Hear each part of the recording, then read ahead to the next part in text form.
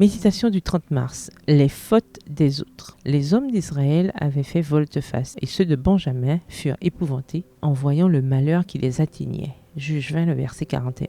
Une femme qui avait été infidèle à son mari s'est enfuie dans la maison de son père, mais son époux s'est résolu à la chercher. À son retour, les hommes d'une ville de Benjamin ont abusé d'elle jusqu'à la mort. Son mari l'a coupée en 12 morceaux et les a envoyés à chaque tribu. Dans une assemblée nationale, on a décidé de se venger. La ville n'a pas livré les malfaiteurs et les autres tribus ont attaqué. Après 3 jours de bataille et de mort entre les deux camps, la tribu de Benjamin a presque été anéantie. Une nation peut aller tellement loin dans la dépravation morale lorsqu'elle se détourne de Dieu. Cette guerre civile qui a fait plus de 75 000 morts aurait-elle pu être évitée? Peut-être. Si la femme n'avait pas été infidèle, elle ne se serait pas échappée. Si le mari avait écouté son beau-père, il aurait évité l'abus de sa femme. Si les hommes avaient eu des valeurs morales, ils auraient respecté la femme de l'autre. Si le mari n'avait pas envoyé les 12 morceaux du corps, la vengeance des Israélites aurait été évitée. Si les habitants de Gibéa avaient livré les coupables, la guerre n'aurait pas été déclenchée. Que de douleur et de mort pour la désobéissance d'un seul individu. Ignorer la parole de Dieu et suivre ses propres actions aboutit au chaos total. L'innocent souffre et l'impuissant est ignoré. L'ordre et la discipline sont remplacés par la discorde et l'anarchie. Les Israélites n'ont pas supporté la première attaque. Ils ont essuyé 2 défaites avant d'être victorieux. Cela les a obligés à jeûner, à prier et à confesser leurs propres péchés qui se reflétaient chez leurs frères et qu'ils étaient prêts à corriger.